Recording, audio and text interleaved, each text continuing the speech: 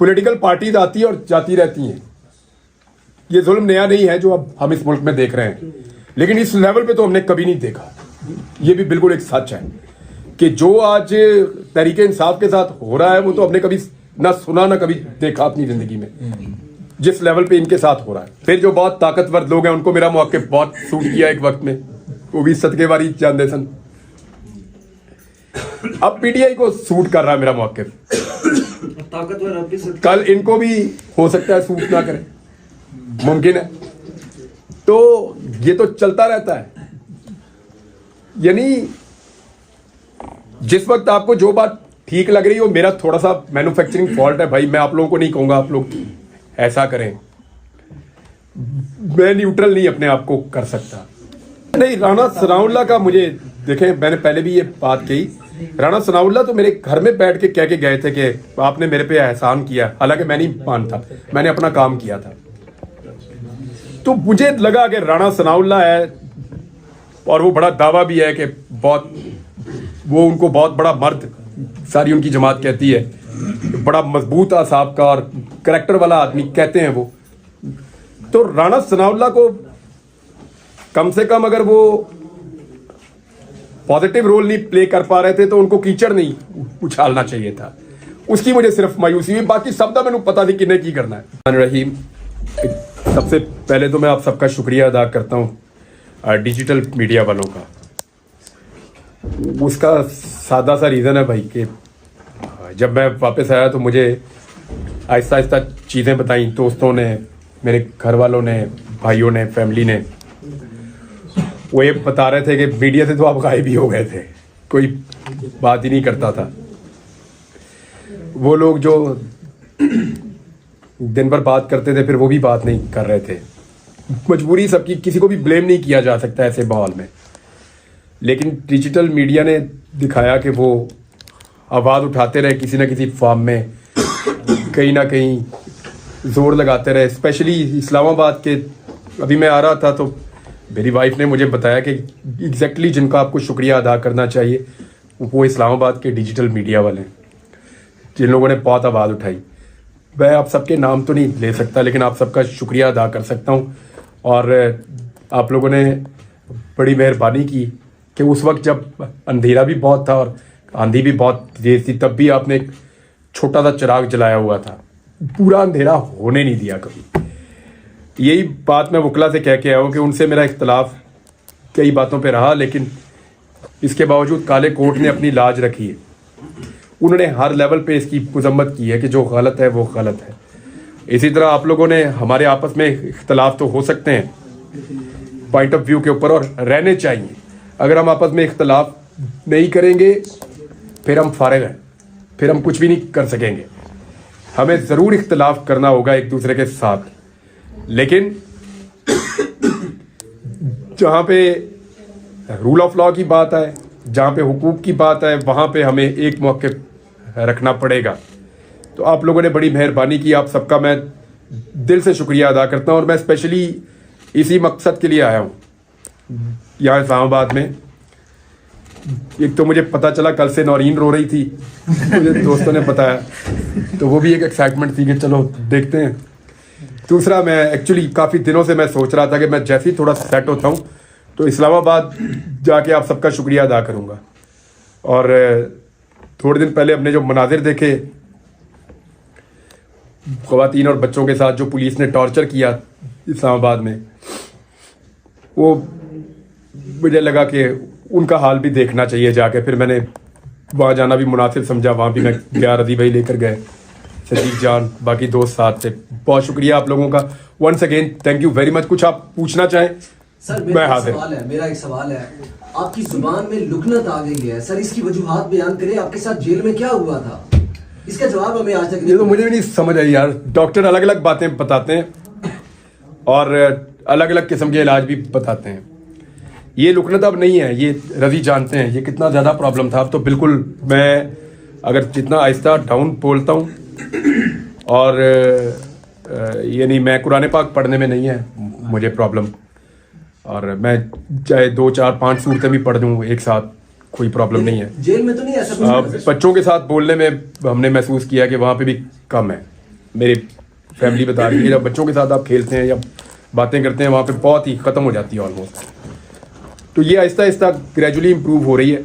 मुझे आइडिया नहीं था कि ये इस तरह से है, शायद मुझे खुद भी नहीं पता था। जब मैं अपने घर आया और मैंने बातचीत करना शुरू की तो मुझे पता चला, और मुझे घर वालों ने एक्चुअली मुझे इन्होंने रियलाइज़ करवाया कि तुम ठीक नहीं बोल रहे। सबसे पहले मेरे भाई ने कहा, फिर अली जो लॉयर है, वकील, वो जब मैं बोलता था ना तो वो ऊंची ऊंची रोता था। मैंने कहा इसको क्या हो रहा है? वो कहते तू सही बोल नहीं रहा। मुझे फिर उस तरह आहिस्ता आहिस्ता आइडिया हुआ कि मेरे बोलने में है प्रॉब्लम। पहले मुझे इतना आइडिया नहीं था, मुझे ये तो पता था कि कुछ थोड़ा बहुत मैं डिस्टर्ब हूँ या कोई प्रॉब्लम है, लेकिन फिर अभी तो काफ़ी रिकवर है, शुक्र अल्हम्दुलिल्लाह 90% मैं रिकवर कर गया हूँ। मैं थोड़ा बहुत है, ये भी हो जाएगा इंशाल्लाह, अल्लाह ताला इसको बेहतर कर देगा। सर गुज़श्ता रात सोशल मीडिया पे चल रहा है कि चीफ साहब को चाहिए कि आपको बुला के आपसे पूछें कि आपको किसने उठाया था, कहाँ रखा था।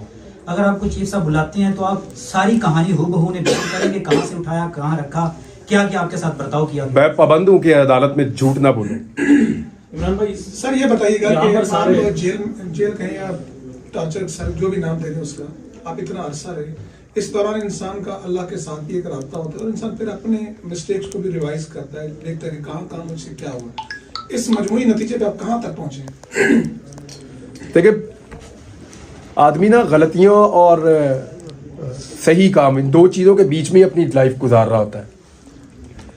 तो आपको एनालिसिस करने का मौका अक्सर मिलता रहता है, कभी झटका लगने से मिलता है, कभी वैसे भी आपको मिलता रहता है। तो हर दिन आदमी को कुछ ना कुछ सिखाता है। पहले भी ऐसे ही था, यानी ये जो मैंने एक मामले पे आज भी माजरत की, ऐसा नहीं है कि मैंने कैद होने से पहले नहीं की थी, पहले भी की थी।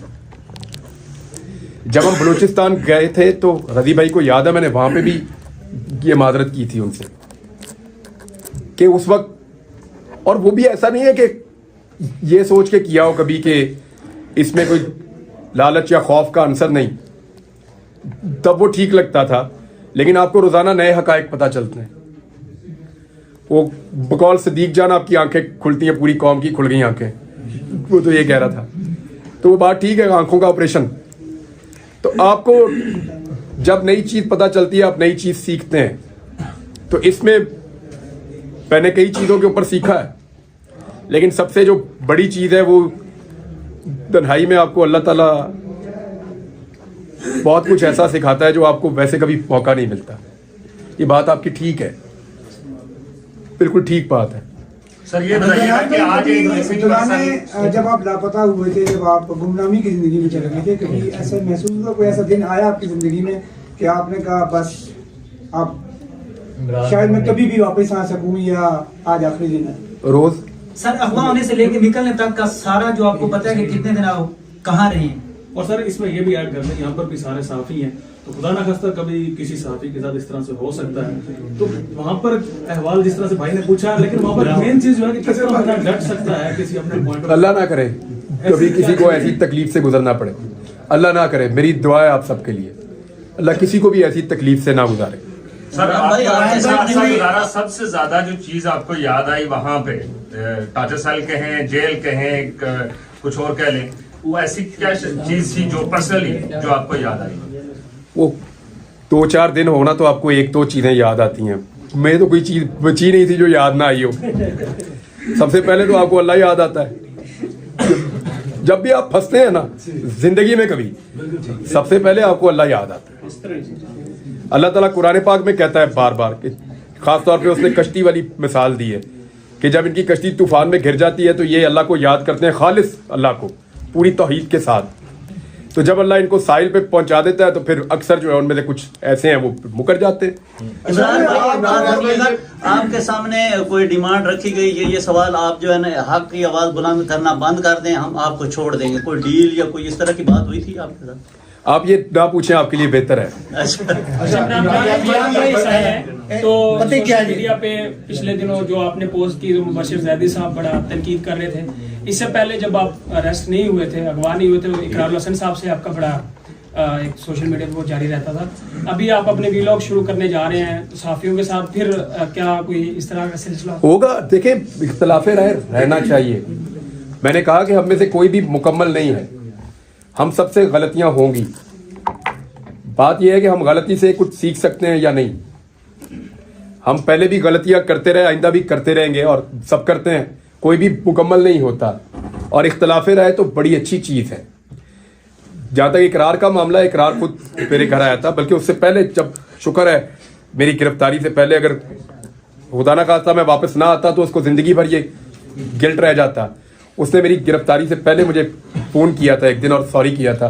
तो मैंने कहा मेरा तो कोई शिकवा ही नहीं है भाई, आपकी इंडिपेंडेंट राय है, आप मेरे बारे में कोई भी राय रख सकते हैं। अच्छा इमरान भाई, आपके जो चाहने वाले हैं बहुत शिद्दत से आपके पहले वीलॉग का इंतजार कर रहे हैं, तो सबसे पहले तो ये बताइएगा कि वीलॉग में वही जोश और जज्बा, वही जज्बा और वही बहादुरी होगी, और साथ ही साथ जिस तरीके से आप लोग आपको चाह रहे हैं, अभी हमने देखा प्रेस क्लब के बाद जिस तरीके से लोग आपसे मिल रहे थे, तो बहुत से लोग ये भी कह रहे हैं कि उनको इमरान खान आपके अंदर नजर आ रहे हैं, तो क्या कोई सियासत में भी आ सकते हैं?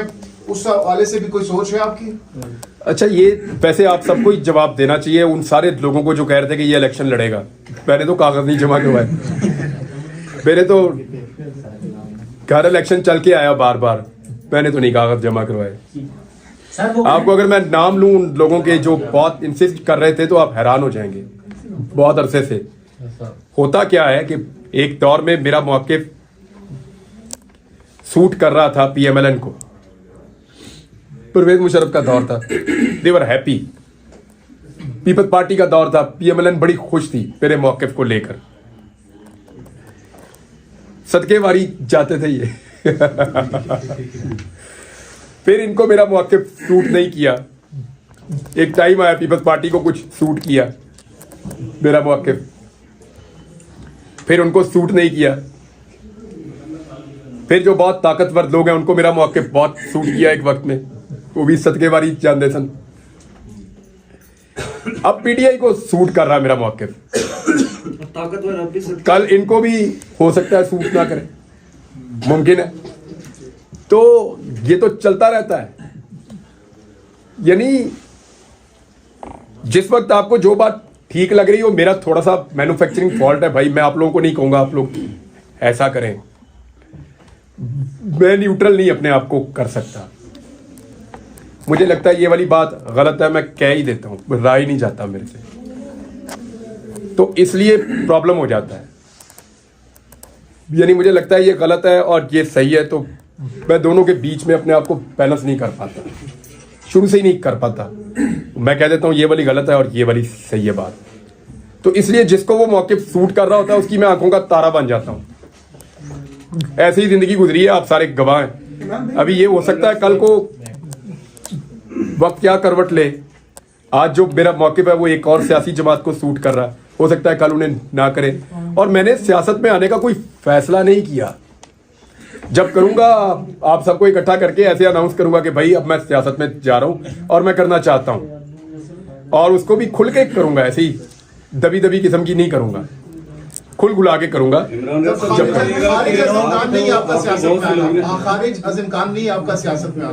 देखिए, मैं ना एक दिन बैठा हुआ था अपने ड्राइंग रूम में, मेरे वालिद साहब ने मुझे डोनेशन दिया था कि बेटा लोग भूखे हैं, फ्लड आया हुआ है, तो हमने सेविंग नहीं रखनी, ये पैसे जो है वो दे दो। मैंने उनको बुलाया, अपने एक दोस्त को, वो काम करते थे इसका डोनेशंस का। मैंने उन्हें कहा जी ये आप मदद करें फ्लड में जाके। उन्होंने कहा हम वाकई कर रहे हैं, तो ये हमें ज़रूरत थी पैसों की, आप दे दें। लेकिन उन्होंने मुझे उन दिनों में मुझे नौकरी से निकाला हुआ था एक्सप्रेस ने, ताज़ा, और मेरे पास काम भी कोई नहीं था, बस वीलॉग मैं कर रहा था। तो उन्होंने कहा जी आप हमारे साथ मदद क्यों नहीं करते। उन्होंने मुझे कैंप बना दिया और मैं वहाँ चला गया। और मुझे एक दिन पहले नहीं पता था कि मैं एक कॉज के लिए मदद करने निकलूंगा और वो इतना बड़ा कॉज हो जाएगा। कितने घर बनाए रजी भाई अल्लाह ताला ने? 2055 घर। ये रजी भाई हमारे साथ थे, इनके पास सारा रिकॉर्ड पड़ा है, अल्लाह ताला ने हमारे जरिए से बनवा दिए। एक दिन पहले मुझे नहीं पता था, मैं कुछ भी नहीं यकीन से कह सकता, वो मेरे अल्लाह का फैसला है जो भी है। लेकिन फिलहाल मैं आपको बता रहा हूँ कि मैं सहाफत करूंगा वो मेरा काम है और मुझे वही करना है। ये बताइएगा एस्टिमेटेड, क्योंकि लोग जानना चाहते हैं कि आप व्लॉग कब करेंगे। आपने मुझे पहले आप मिले हैं, जी अब आपको कितना फर्क लग रहा है? माशाल्लाह बहुत फर्क है। मुझे ये पता है जिस दिन मैं बोलूंगा ना, वो भेड़ों के छत्ते में मैं हाथ दूंगा ऐसी यलगार होगी कि आप लोग देखेंगे। मसला बोलने का नहीं है, मसला पूरा फाइट बैक करने का है। अच्छा, इमरान तो भाई, ये- ये थोड़ा सा जो प्रॉब्लम है, मुझे उम्मीद है ये 10 दिन नहीं तो 15 दिन में मैं इसमें से निकल जाऊंगा। और मुझे अचानक मैं उस दिन मुझे सुबह उठूंगा और मैं वीलॉग कर दूंगा और आप लोग सुन लेंगे। ये बताइएगा आपको जब लेके गए थे उसके बाद जब आप वापिस आए हैं तो हालात मुकम्मल चेंज हो चुके मुझे कुछ नहीं पता, कुछ नहीं पता। कुछ पता नहीं था मुझे, कुछ कोई चीज नहीं मुझे पता थी। मुझे ये नहीं पता था कि फलस्तीन में क्या हुआ। जिस चीज ने मुझे सबसे ज्यादा झटका दिया ना, या जिस चीज ने मुझे सबसे ज्यादा तकलीफ दी, यानी पॉलिटिकल पार्टीज आती है और जाती रहती हैं। ये जुल्म नया नहीं है जो अब हम इस मुल्क में देख रहे हैं, लेकिन इस लेवल पे तो हमने कभी नहीं देखा। ये भी बिल्कुल एक सच है कि जो आज तहरीके इंसाफ के साथ हो रहा है वो तो हमने कभी ना सुना ना कभी देखा अपनी जिंदगी में, जिस लेवल पे इनके साथ हो रहा है। लेकिन मुझे जो अफसोस रहेगा ना कि मैं बोल सकता था लेकिन मैं बोल नहीं पाया।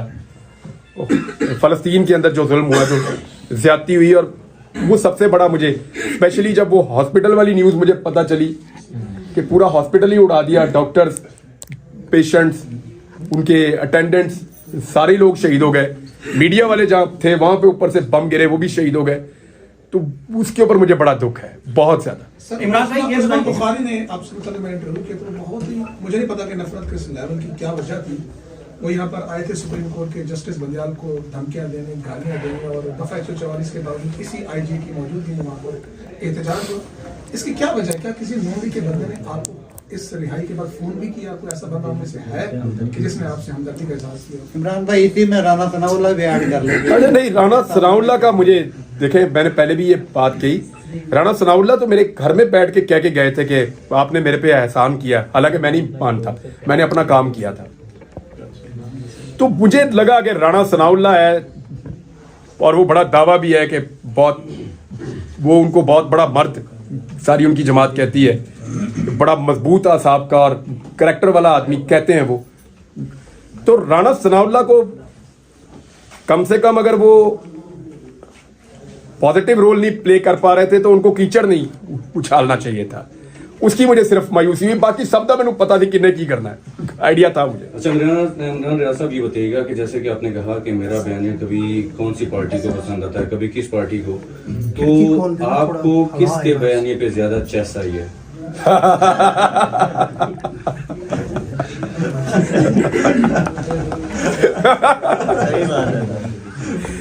यार मुझे ना अपना काम पसंद ही बहुत है, मैंने इसको बड़ा इंजॉय किया। अगर आपको ये काम पसंद है ना तो इसको करते रहना। डिजिटल मीडिया में वही आते हैं जिनको ये काम पसंद है। ये तनख्वाह तो यहां मिलती नहीं है, आप अपने दिल से आते हैं, पहले धक्के खाते हैं, जोर लगाते हैं, खबरें इकट्ठी करने की कोशिश, कभी इधर भाग कभी उधर भाग। ये सारे तो जुनूनी और शौकीन लोगों का काम है जो डिजिटल मीडिया में आए हैं। इनका पैशन भी हमारे इलेक्ट्रॉनिक या प्रिंट मीडिया के लोगों से ज्यादा है। तो मुझे तो अपने काम में ही बड़ी चास आई है जैसे आप लोगों को सबको आ रही है। सहाफ़ती तंजीमों के किरदार के ऊपर आपको लेकर जब आपको गुमशुदा किया गया, लापता किया गया, और सहाफ़ती तंजीमें डेफिनेटली सहाफ़ती तंजीमों का एक किरदार रहा है हमेशा से लोगों के लिए, वो दावे करती हैं कि हम बाहर निकलती हैं, लेकिन आपने आपके मुद्दे को लेकर सहाफ़ती तंजीमों का जो किरदार आप तक पहुंचाया गया जब आप वापस आए या आप तक खबरें पहुंची, उसको किस नजर से देखते हैं? देखिए, मैं एक चीज तो आपको क्लियरली कह दूं कि मुझे गिला नहीं है किसी से। अगर किसी ने मेरे पे कीचड़ उछाला या किसी ने को गलत तरीके से पोर्ट्रे किया, उससे है मुझे प्रॉब्लम। यानी तलत हुसैन ने कहा कि मैं खुद ही चला गया हूं और खुद ही आ गया हूं। क्यों भाई? तलत हुसैन ने कहा, उनको कहां से ये बात पता चली?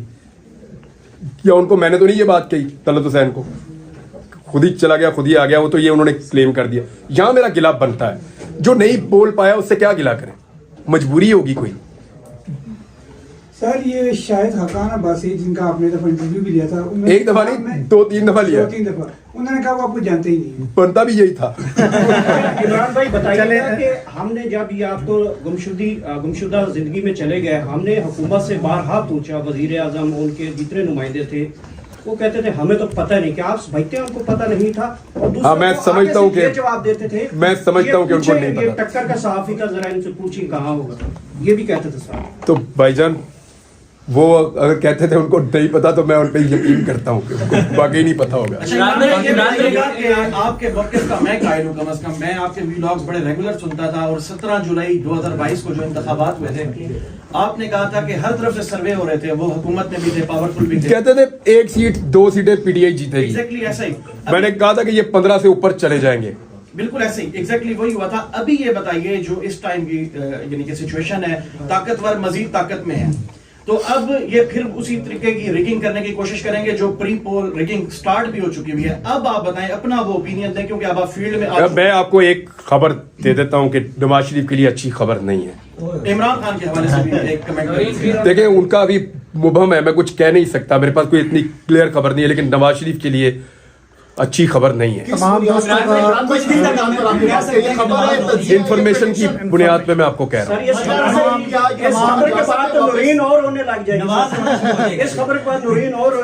अल्लाह उसको खबर दे।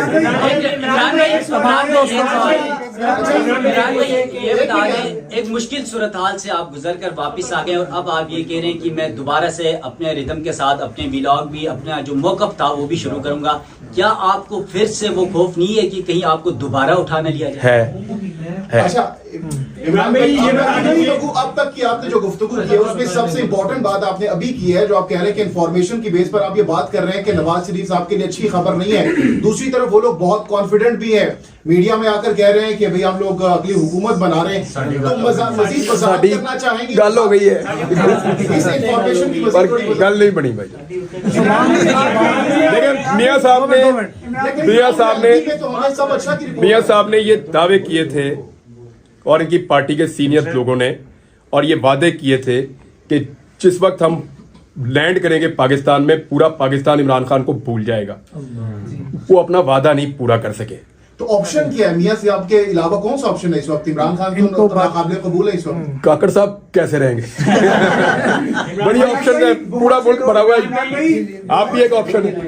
बहुत से लोग आपको अपना हीरो मानते हैं, अर्शद शरीफ भाई को भी अपना हीरो मानते हैं। क्या दौरान हिरासत या गुमशुदगी के दौरान कभी अर्शद भाई की याद आई या उनका कोई ज़हन में ख्याल आया? हाँ है। तो सर क्या उस वक्त तासुरात क्या थे आपके? मैंने आपसे बात क्या थे? कहा ना, इतने सारे दिन हैं यार।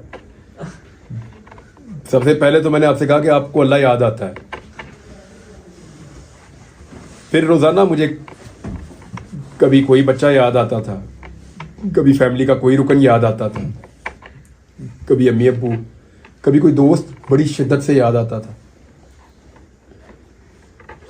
कि घोड़ी मेरे पास है, उसकी याद आ रही थी एक दिन। तो यही होता है ना आपको कि आपके पेट्स होते हैं, वो भी आपको बाद वक़्त याद आते हैं।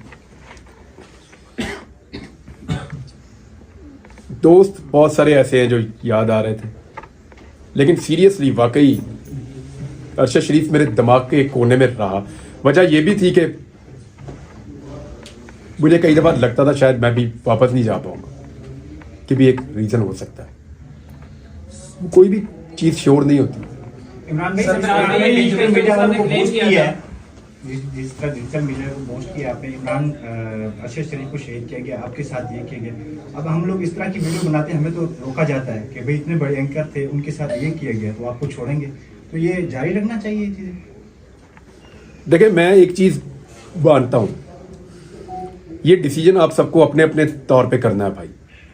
मैंने अभी क्या कहा कि मैं उन लोगों से गिला नहीं कर सकता जो बोल नहीं पाए मजबूरी से। क्यों करूं? हर एक की अपनी ज़िंदगी है, उसकी अपनी मजबूरी है, उसकी अपने हालात हैं जिनके मुताबिक वो फैसला करता है। सबके अपने अपने हालात हैं ना, तो आपने अपने मुताबिक खुद फैसला करना। मैं अगर मशवरा आपको दूंगा तो सिर्फ ये दूंगा कि आप लोग कुरान पाक को पढ़ें तर्जुमे से। और बहुत अच्छा किया आपने ये सवाल कर दिया। बैठे जी, इसको क्लियर कर देते हैं। हम में जादूगर कौन है? कोई ऐसा जो रात को सोता हो और उसको खबर आ जाती हो ख्वाब में? मैंने इतनी कन्वर्सेशन में सिर्फ एक खबर दी है आपको, जो इस वक्त है। बेबी कल हालात बदल जाए तो मैं आपको बता भी दूंगा। इस वक्त जो इंफॉर्मेशन की बुनियाद पे वो ये है कि मियां साहब के लिए वो ग्राउंड नहीं है जो उन्हें लगता है कि उनको मिल जाएगी। मतलब तो एक ही खबर दी ना इतने सारे बातचीत में। हमें कोई भी जादूगर नहीं है। ये खबर मुझे कोई ख्वाब में नहीं आई रात को सोते हुए, कहीं से आई है ना। इसी तरह हमारे सोर्सेज होते हैं, कभी पुलिस में, कभी एजेंसियों में, कभी नैब में, कभी ब्यूरोक्रेसी में, जहां से हम सारे खबरें ले रहे होते हैं। ऐसे ही खबरें आती हैं और उनको हम वेरीफाई करके अपने आप को कायल करते हैं और चला देते हैं। आपको यह जुमला तो याद है कि मैंने फाइलें देखी, लेकिन उसके बाद एक जुमला था, उसको याद करो, निकाल के सुनो और इस वीलॉग में लगाना कि पहले मैंने अपने आप को कायल किया।